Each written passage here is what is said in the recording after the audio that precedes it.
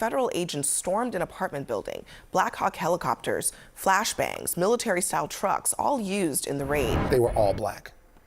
And I'm going to say something. We saw this coming. We knew the neighborhoods where these ICE raids would take place. Everyone was detained, no matter their status. Children were zip-tied together, separated from their parents. Let's hop right into a CNN panel covering these insane ICE raids now happening in Chicago, just another city that happened to vote for Democrats as agents cause chaos in the streets. So take a moment, leave us a like on the video. It helps us out a ton, gives us a boost in the algorithm, helps us grow as a channel, and let's get right into the debate. Donald Trump wanted American cities to be training grounds, and ICE listened. In Chicago, in the middle of the night, federal agents stormed an apartment building. Black Hawk helicopters, flashbangs, military-style trucks, all used in the raid. Now, witnesses say everyone was detained, no matter their status. Children were zip-tied together, separated from their parents. And the feds say that they arrested dozens of gang members. Also in the city, Charlie Kirk's group was given a front row seat to a raid inside a Walmart. Amazing. Secretary Noem was here. They rolled up a couple of guys, and it's rowdy.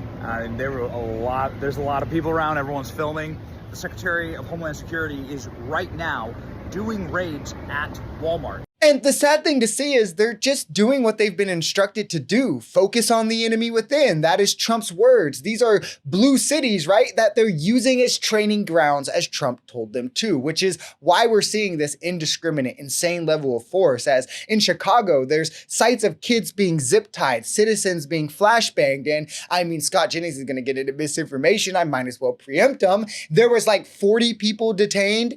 2 were suspected gang members or whatever. None have been proven to be such this far. So we just have children getting zip tied for nothing. It's like a war zone. And you have clowns like Mike Johnson getting to have like, or Benny Johnson, sorry, having like publicity passes to film the cruelty firsthand. What are we doing? Like, why are we turning inhumanity into something that should be celebrated, right? Even if you are pro-deportation, why are you letting weirdos who are all giddy and smiley about it? Like, how Christian is that? Why do they need access to film it at Walmart? It's as if like, why does Homeland Security have to dress up and do like Barbie photo shoots? Like, it's a weird place that we're in as a society. 2 things struck me.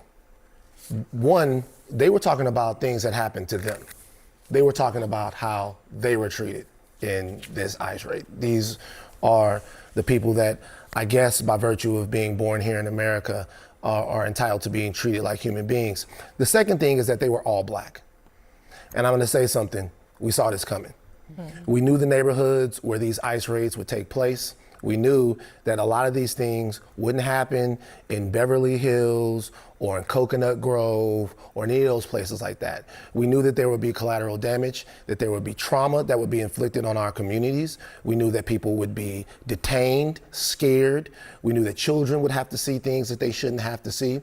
And all of this for political theater so that we look tough on immigration for everyone. And truly, the black community is used to this. It's a weird imposition between collateral and convenience where we often lie, where Trump doesn't care about the black community or what happens to us. Obviously, the only time he does is when he needs to court votes. There are a price he's willing to pay for this immigration crackdown, even though he's underperforming what he says he was going to do. But it's just very specific communities being victimized like this. And you have to think that that is purposeful, where it's brown people being targeted. Black people obviously are going to come to the forefront of danger in the firing line. We have ICE separating kids from families, zip tying them, citizens being detained. The American people are against this. If you look at all polling on the matter on immigration or whatever. So we have to ask, for how long as a country do we allow this to continue? When you clear out an apartment building and you zip tie children and you arrest and detain everyone.